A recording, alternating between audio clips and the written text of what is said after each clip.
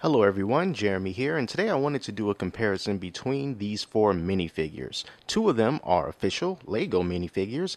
That would be Lex Luthor on the far right and Aquaman, the second to the left, and two minifigures from Dragon Ball Z that were made from a manufacturer over in China. We've got Super Saiyan Goku first on the left, and then we have Yamcha third from the left. And the reason why I wanted to do these comparisons is because I was actually quite shocked at how similar these Chinese made minifigures were to the LEGO minifigures. And since this particular seller is also selling some minifigures based on licenses and characters that LEGO has already done figures for, I thought if they are the exact same quality as these Dragon Ball Z figures, it will be really interesting to see the comparisons between how these figures are made and how they feel. So just in case if you were wondering whether or not you should take a chance on these mysterious sellers and their minifigures, you get a better idea of what you are in for. So let's start this comparison right now. We're going to start with the blonde guys first. We have Aquaman here and Goku, and I've taken off both of their hair pieces and removed all their accessories to do a size comparison. Now, the base plates that both of these figures are standing on came from their respective manufacturers. There is an official LEGO base plate that is underneath Aquaman, and what's underneath Goku is a little piece that just came with him. So kind of like how LEGO does their collectible minifigures, they always come with a little base plate for you to sit them on and display them. And that's how these Chinese Dragon Ball Z minifigures came as well. And these base plates are, well, they look pretty much identical. One is not taller than the other, and they both can be used interchangeably really easily. It seems like there's no difference between them. Now, for the height comparison between Aquaman and Goku, they are also the exact same height. What these manufacturers managed to do was pretty much copy LEGO's basic design almost down to a T as far as the form factor of their minifigures go. Now, when we start talking about quality, paint, the way that it feels, things start to get a little bit different there. But if you're looking just for scale of whether these minifigures are going to be the same height, whether you can tell that there is a difference between them at a distance, the answer is no, you will not be able to tell. Now let's take a closer look at their faces, the print quality specifically on the faces. Now this is where I will give the edge to LEGO. There's something about the definition of the print that they use on these faces. The blacks seem blacker. It seems like the outlines of them are more pronounced and deeper. It helps to make a lot more detail in the face come out. When it comes to the Dragon Ball Z figure, it's a good paint. It's a good print job on it, but it's not as full as if you look really, really closely into Goku. You can see that there's almost like little tiny instances where the paint is not quite as filled in as compared to the Lego Aquaman. This is almost to the level of getting really, really close, almost magnifying glass scrutiny when it comes to looking at this paint detail. Now, LEGO does get the edge with that, but these Dragon Ball figures are not that far behind, and considering that one of these LEGO minifigures can easily cost you at least $3, and that I got 6 of the Dragon Ball figures for $2, I think that trade-off in the money there is actually worth the loss in detail, even though the loss of detail is not that great. When we also consider the level of attention to detail as far as flaws go with the minifigures, LEGO also gets the edge here. Because with Yamcha, you can probably even see this on the camera, he does have scratches on his torso piece. They're pretty pronounced scratches as well.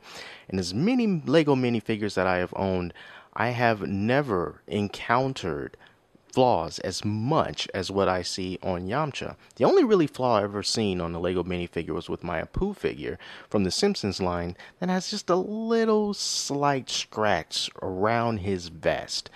It's not that noticeable, but if you really look closely you can see it, but you don't have to look nearly as close to see the scratches on Yamcha here.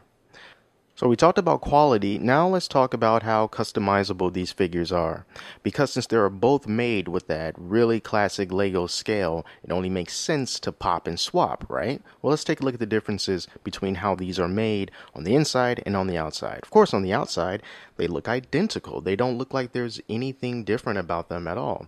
But upon closer inspection, especially once you start taking them apart, you will definitely see that there is a difference in the way that the legs are made.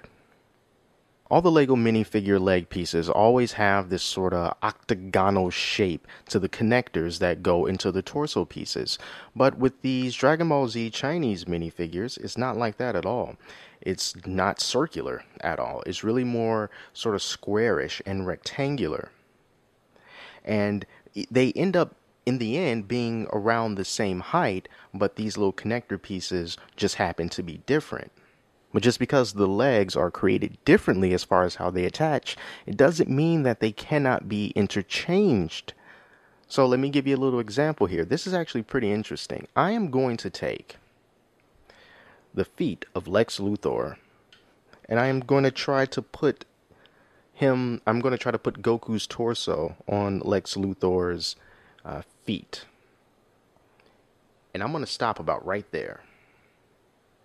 The reason why I stop right there is because even though it technically fits, it's kind of hard. You really have to push down to get this to fit properly. And it's not something that I recommend because you can get it off, but it just takes a little bit more effort than I would like. You see? So it's a bit of a tight squeeze. Not really feeling that all too much. But if I take Lex Luthor's torso and Goku's leg pieces, easy. It fits on very, very easily. And it slides on and off just as easily as any of Lego's other minifigures. It actually is quite strange how easy that works. So the bottom line here is, with these Dragon Ball Z figures, the legs will go just fine with Lego torsos, but the Lego feet do not work well with the Dragon Ball Z torsos. Strange, but that's how it is. Here's a closer look at what's inside of the torso pieces for each of these characters. Here's Aquaman's torso here, and then this is Goku's torso on the right. And looking on the inside, they look identical. The connectors that place the arms within the torso, they are both white. It's not always white though. Lex Luthor's, his little connectors are black, which makes sense because his torso is black. But these look pretty much the same. Let's see if I can get a little bit of light in there so that you can see. They both have that sort of X-shaped pattern going into the middle. And besides that, yeah, everything just looks pretty much the same. I just made a Super Saiyan Lex Luthor, Superman's worst possible enemy. This is kind of cool, I gotta admit, because since these Chinese-made Lego, or not Lego pieces, work so well with the official Lego pieces, it's easy to swap like that. It doesn't work the other way around because it's just a little bit too tough to take Goku's feet and put them within Lex Luthor's body. It can work, but it's just too tight of a squeeze and I don't like doing it. But if you want to do it the opposite way, it works just fine. And yeah, he kind of looks cool as well. I'm using the Goku's hairpiece and that fits perfectly in with the official Lego Lex Luthor head, you know? It fits just fine, just as easily as any other hairpiece for any other Lego character. One thing that I did off camera was I closed my eyes, I put these minifigures in my hand, I shook them up, and then I tried to determine which ones were Lego and which ones were not. And I was able to pick out the ones that were Lego. Because the feel of these minifigures, even though the Dragon Ball Z figures do not feel cheap necessarily, the Lego figures are a little more solid. It almost feels like they're thicker. Like the plastic is just a tiny little bit stronger, just a little bit thicker, a little bit firmer. So once again, when it comes to quality, Lego always has the edge when it comes to quality. So through my blind test, I was able to see the difference or feel the difference between them, but I wasn't able to just immediately go, oh, that's Lego. I did have to think about it. And because I have to do that with my eyes closed, if I were to put these on the shelf and just look at them from afar, I really wouldn't be able to tell much of any difference at all between these. It's really interesting to me how the quality of unofficial products can get so close to the original. And I don't regret at all buying the Dragon Ball Z figures because Lego never makes these, so it's not like I'm taking anything from Lego. But one thing that I am going to do is once I get some additional minifigures from over there, I do have some coming to me, I'm going to do another comparison video between some very similar figures, like two Batmans, for example, or two Jokers, one from Lego and one from these overseas manufacturers that are not Lego, and we're going to do another comparison about that.